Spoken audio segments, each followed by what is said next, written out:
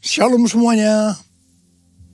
Tema Natal kita tahun 2022 adalah Yesus pembawa pengharapan baru.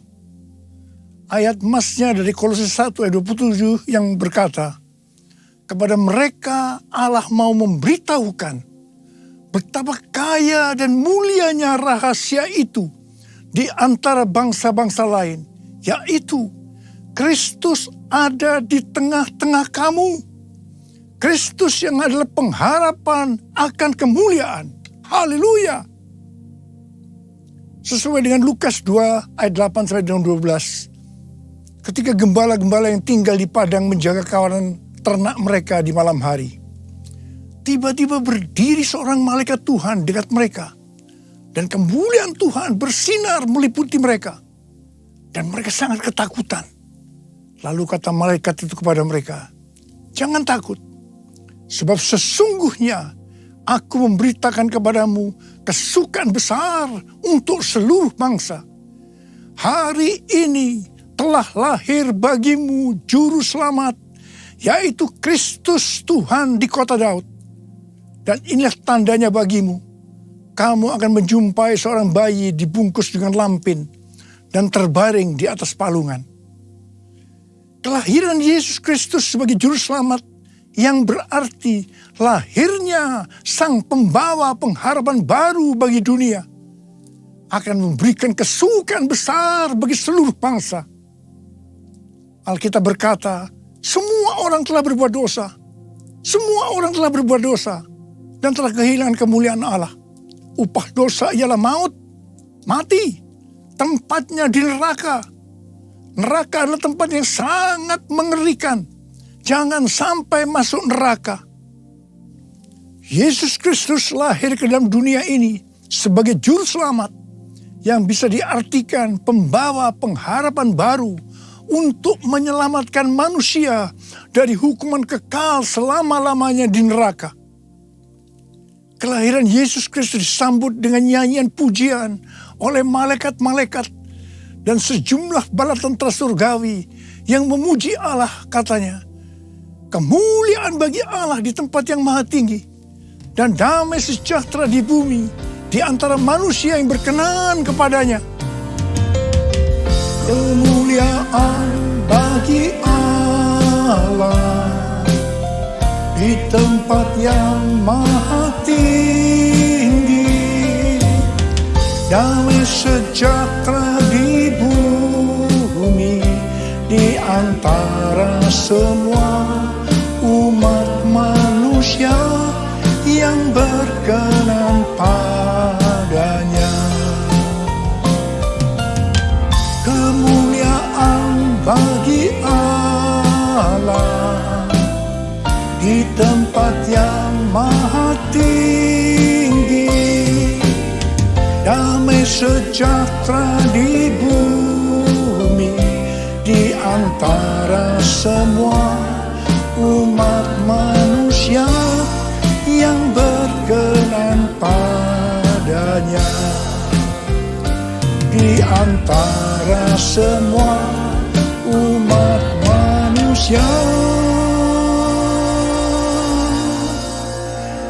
yang berkenan padanya.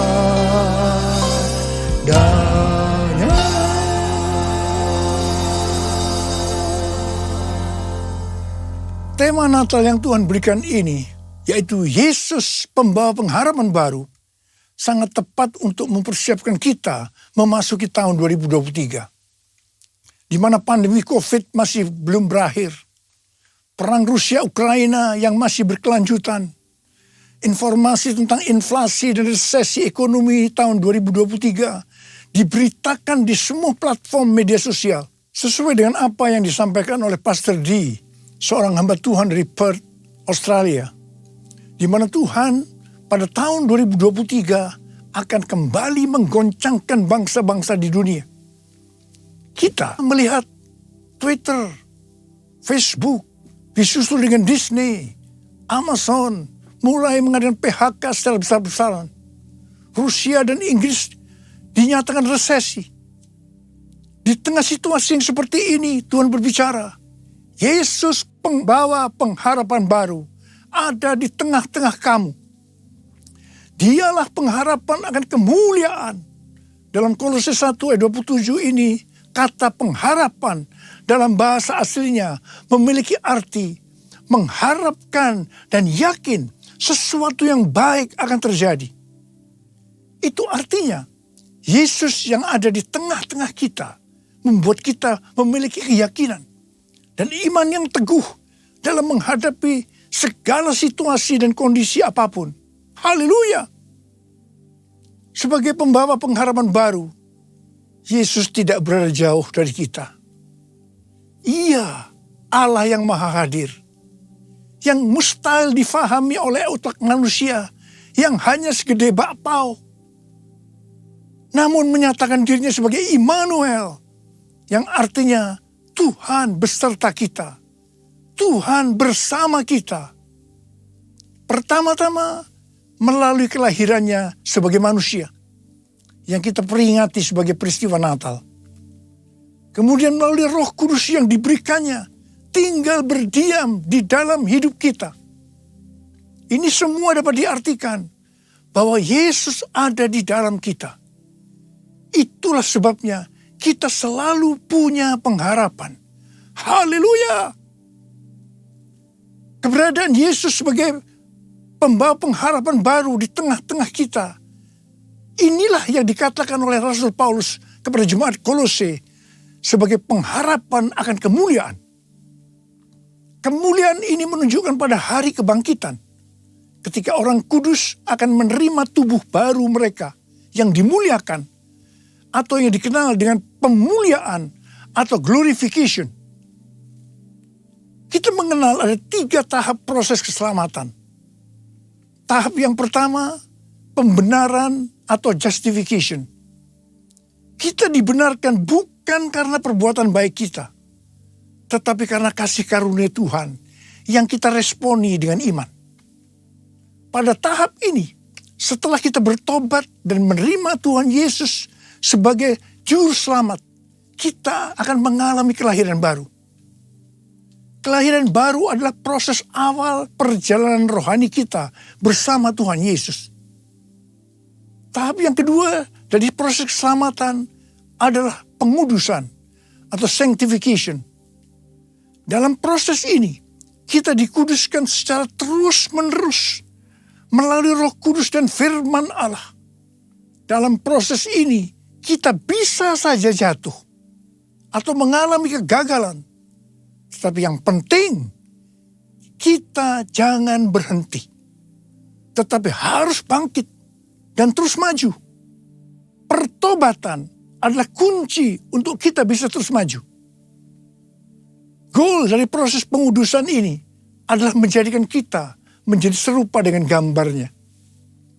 Roma 8 ayat 29 berkata, sebab semua orang yang dipilihnya dari semula, mereka juga ditentukannya dari semula untuk menjadi serupa dengan gambaran anaknya.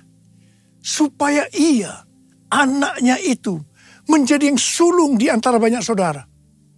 Ini berarti, goal kita sebagai orang Kristen adalah menjadi serupa dengan gambarnya.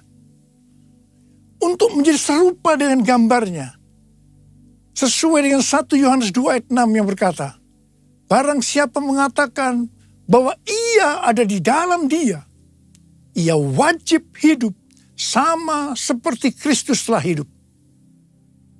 Karena kita hidup sama seperti Kristus telah hidup, maka kita akan menjadi serupa dengan gambarnya.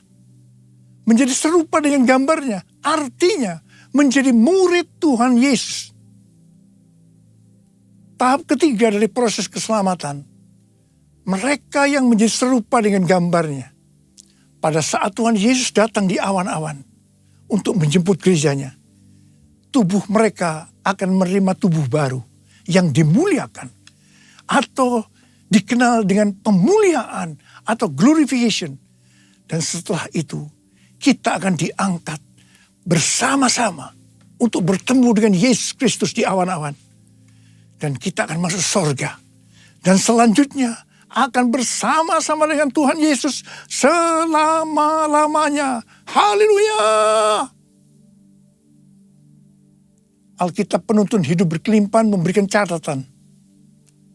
Penjelasan bahwa Kristus yang diam di dalam kita adalah jaminan untuk memperoleh kemuliaan dan hidup kekal. Ini akan terjadi hanya jikalau Ia tinggal di dalam kita.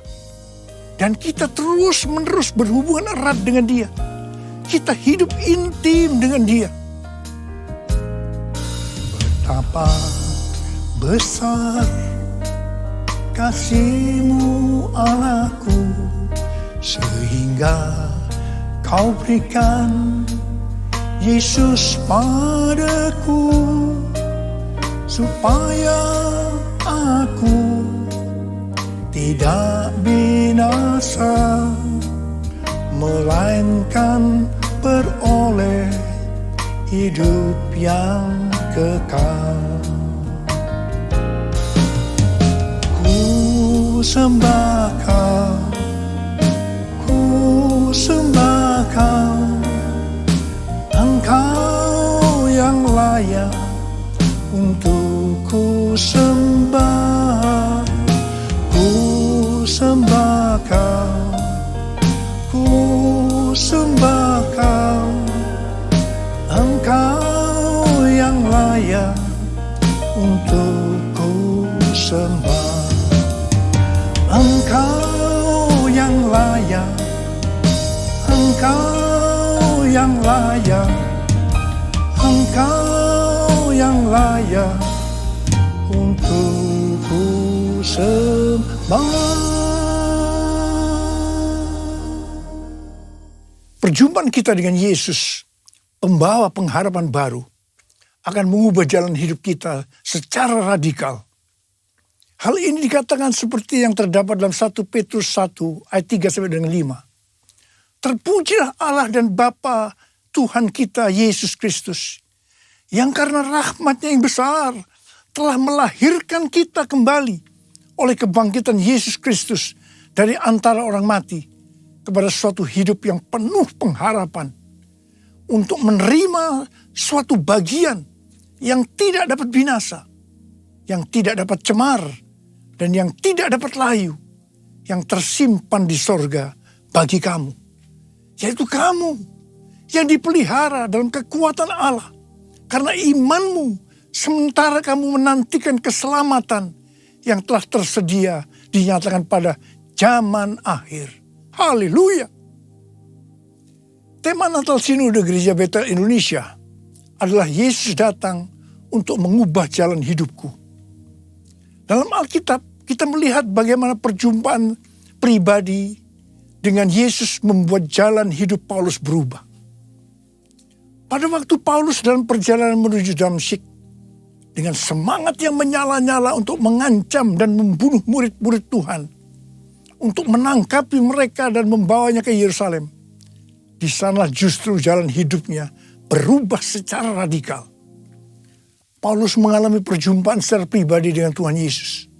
Saulus, si penganiaya murid-murid Tuhan Yesus, diubahkan Tuhan menjadi Paulus, seorang murid Yesus dan rasul yang menjadikan banyak orang menjadi murid Tuhan Yesus. Ia memberitakan Yesus di rumah-rumah ibadat dan mengatakan bahwa Yesus adalah anak Allah.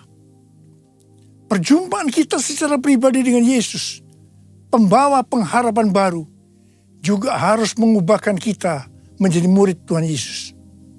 Setelah Paulus secara pribadi mengalami perjumpaan dengan Yesus, pembawa pengharapan baru, ia berkata dalam Kolose 1 ayat 28 dan 29, Dialah yang kami beritakan, apabila tiap-tiap orang kami nasihati, dan tiap-tiap orang kami ajari dalam segala hikmat, untuk memimpin tiap-tiap orang kepada kesempurnaan dalam Kristus. Itulah yang kuusahakan dan kupergumulkan dengan segala tenaga, sesuai dengan kuasanya yang bekerja dengan kuat di dalam aku. Jadi yang Paulus lakukan setelah dia berjumpa secara pribadi dengan Yesus, pembawa pengharapan baru. Yang pertama, Paulus senantiasa memberitakan Kristus dengan segala tenaga. Tenaga yang dimaksudkan bukan dengan kekuatan sendiri, melainkan dengan kekuatan Roh Kudus yang bekerja dengan kuat dalam dirinya. Hal yang kedua, apa yang Paulus lakukan ini, dia kerjakan bukan untuk mencari keuntungan bagi dirinya sendiri, melainkan bagi kepentingan jemaat, agar mereka semua dapat bertumbuh secara rohani, serta memimpin mereka kepada kesempurnaan dalam Kristus. Ini adalah semangat untuk memberitakan Injil, semangat untuk memuridkan jemaat. Ini adalah semangat untuk menuntaskan amanat agung. Saya mengajak kita semua untuk mengalami perjumpaan secara pribadi dengan Tuhan Yesus, Sang Pembawa pengharapan baru. Saya percaya kita akan melakukan seperti apa yang dilakukan oleh Rasul Paulus. Sesuai dengan 2 Timotius 3 ayat 1 yang berkata, ketahuilah bahwa pada hari-hari terakhir akan datang masa yang sukar. Maka di tengah-tengah situasi dan kondisi yang tidak menentu ini, di mana prediksi kondisi perekonomian tidak semakin bertambah baik, resesi ekonomi di depan mata, dan berita-berita terkait inflasi membuat kita ketakutan dan kepanikan. Ingatlah, Yesus memberikan pengharapan yang baru bagi kita. Katakan amin. Mungkin juga ada di antara kita yang bertanya-tanya, mengapa masalah-masalah datang silih berganti, seperti tidak habis-habisnya, terutama di tengah-tengah pandemi ini. Dalam hal ini Rasul Paulus menjawab dalam Roma 5 ayat 3 sampai dengan 5 yang berkata, dan bukan hanya itu saja, kita malah bermegah juga dalam kesengsaraan kita. Karena kita tahu bahwa kesengsaraan itu menimbulkan ketekunan. Dan ketekunan menimbulkan tahan uji. Dan tahan uji menimbulkan pengharapan. Dan pengharapan tidak mengecewakan. Karena kasih Allah telah dicurahkan di dalam hati kita oleh Roh Kudus yang telah dikaruniakan kepada kita. Haleluya! Juga Roma 12 ayat 12 berkata, bersukacitalah dalam pengharapan, sabarlah dalam kesesakan, dan bertekunlah dalam doa. Di sini diingatkan bahwa dalam setiap tantangan, kesesakan, selalu ada pengharapan. Karena itu kita harus tetap bersukacita, harus sabar dan bertekun dalam doa. Mari, saya ajak saudara untuk memperkatakan Roma 8 ayat 28. 1, 2, 3. Kita tahu sekarang bahwa Allah turut bekerja dalam segala sesuatu, enak maupun tidak enak, untuk mendatangkan kebaikan bagi mereka yang mengasihi Dia, yaitu bagi mereka yang terpanggil sesuai dengan rencana Allah. Karena itu, kita harus bersukacita dalam pengharapan, karena pengharapan dalam Kristus tidak akan mengecewakan. Haleluya! Yesus datang membawa pengharapan. Yesus datang membawa kesembuhan. Kasih-Nya yang sanggup memulihkan semua yang percaya. Haleluya, haleluya, terpujilah Tuhan.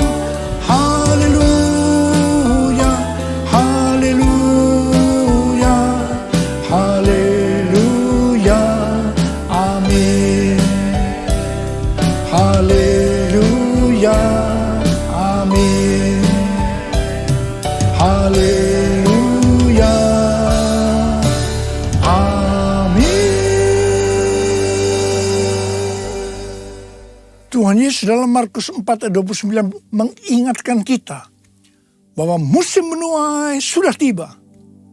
Musim menuai sudah tiba. Api Roh Kudus yang dahsyat dari Pentakosta ketiga sudah dicurahkan. Saya mengajak agar kita semua untuk percaya dan terus berharap kepada Tuhan. Tuhan sedang membersihkan gerejanya. Dosa-dosa yang tersembunyi sedang dibuka. Tuhan mau gereja Tuhan menjadi kudus Sehingga kebangunan rohani dan penuaian jiwa yang terbesar dan yang terakhir terjadi. Kedatangan Tuhan Yesus untuk kedua kalinya sudah sangat-sangat dekat. Waktunya sudah sangat-sangat singkat. Salah satu tanda kedatangan Tuhan Yesus adalah kalau amanat agung selesai. Tuhan mengingatkan bahwa tugas utama kita adalah menyelesaikan amanat agung. Kita harus memuridkan. Perlu diingat bahwa yang bisa memuridkan adalah murid. Karena itu kita semua harus menjadi murid Tuhan Yesus. Sesuai dengan 1 Yohanes 2 ayat 6. Bahwa murid Tuhan Yesus adalah mereka yang hidupnya sama seperti Kristus telah hidup. Karena hidup sama seperti Kristus telah hidup, maka kita akan menjadi serupa dengan gambarnya. Sekali lagi, saya ingatkan bahwa goal kita sebagai orang Kristen adalah menjadi serupa dengan gambarnya. Menjadi orang yang mempunyai sifat yang serupa dengan Kristus. 1 Korintus 13 ayat 13 berkata, demikianlah tinggal ketiga hal ini, yaitu iman, pengharapan, dan kasih. Dan yang paling besar di antaranya ialah kasih. Kasih di sini artinya mempunyai sifat serupa dengan Kristus. Kasih lebih besar dari iman dan pengharapan. Jadi yang paling besar dalam kerajaan Allah adalah mereka yang mempunyai sifat serupa dengan Kristus. Yaitu mereka yang hidup saleh dan mengasihi Tuhan. Bukan mereka yang besar dengan prestasi lahiriah. Untuk menjadi serupa dengan gambarnya, kita harus mempunyai iman yang kuat. Dan pengharapan yang kuat kepada Tuhan. Sekali lagi saya ingin mengingatkan kepada kita. Bahwa hanya mereka yang serupa dengan gambarnya, yaitu murid Tuhan Yesus saja yang akan masuk surga. Waktu kedatangan sudah semakin dekat. Mari kita semakin serius untuk mempersiapkan diri. Untuk menjadi murid. Menjadi serupa dengan gambarnya. Sehingga pada saat dia datang di awan-awan. Kita akan ikut dalam pengangkatan. Dan selanjutnya masuk surga bersama Tuhan Yesus. Tema Natal tahun 2022. Yesus pembawa pengharapan yang baru. Mengingatkan kita semua akan perbuatan yang besar dari Tuhan Yesus kepada kita semua. Karena semua orang telah berbuat dosa dan telah kehilangan kemuliaan Allah. Upah dosa adalah maut, mati. Tapi dia, Yesus yang tidak berdosa, telah dijadikan dosa oleh karena kita. Dia harus turun dari surga mulia, menjelma menjadi manusia, mati ganti kita, menyelamatkan kita dari hukuman kekal selama-lamanya. Tuhan Yesus luar biasa. Perbuatannya besar. Perbuatannya besar. Perbuatannya besar. Perbuatannya besar. Perbuatannya besar. Pujilah namanya. Perbuatannya besar. Perbuatannya besar. Haleluya. Perbuatannya besar. Puji Tuhan. Perbuatannya besar. Pujilah namanya. Pujilah Tuhanku dengan segenap hatiku. Pujilah namanya. Pujilah Tuhanku. Pujilah Tuhanku dengan segenap hatiku. Pujilah namanya.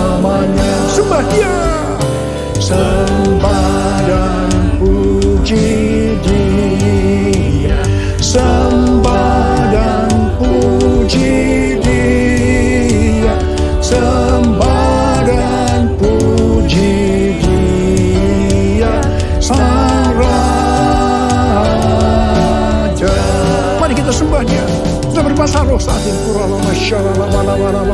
Berbahasa roh, berbahasa roh. Sembah dia, sembah dia. Oh Tuhan terima kasih, Tuhan terima kasih, Tuhan terima kasih. Oh Tuhan, sembah dan puji Dia, sembah dan puji Dia, sembah dan puji Dia yang sang Raja, sembah dan puji Dia sang Raja.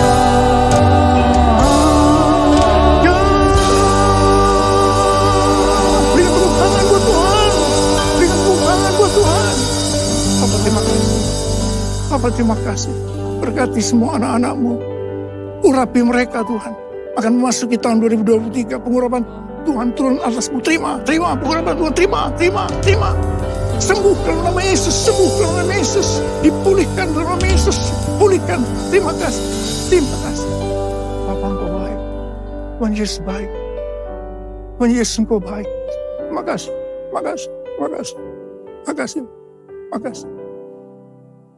Dalam nama Yesus, amin.